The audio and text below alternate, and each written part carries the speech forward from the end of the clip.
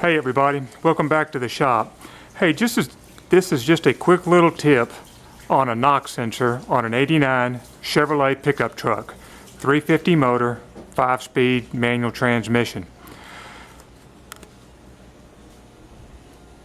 If you're watching this video, that means you're getting ready to have a knock sensor repair procedure, and you have probably had a little issue that a lot of people do. We just replaced this starter, and when you move that starter back, the knock sensor plug is right there.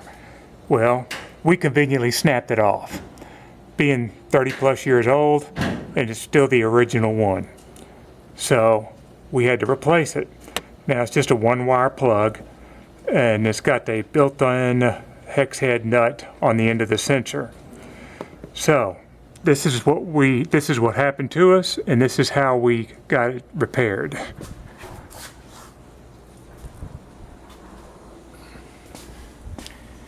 This is the knock sensor here.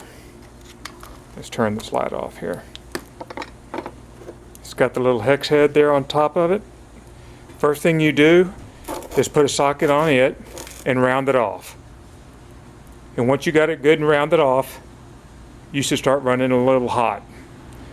So then what we had to do was come in with a big pair of channel locks. Latched onto that big booger bear right there, gave it a good pinch, and gave it a good twist, and snapped it all the way off. And it left the stud screwed into the engine block. So it broke it off flush. So what we ended up doing was taking our little finger sander here and grinding the back of that stud that was still in the engine block. We then slipped the nut in over it and welded that nut in nice and tight. After you get a good burn, let it sit for 4 or 5 seconds, let it cool down just a hair, and then we got on it with a 1/2 inch breaker bar and cheater pipe. And it still took 3 or 4 turns for it to come out.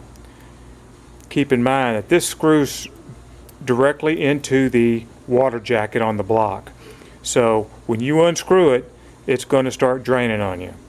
And then so when you try to screw in your new knock sensor, you're going to, as soon as you try to get it started, radiator fluid's pouring out of it, and it runs down your arm and into your armpit.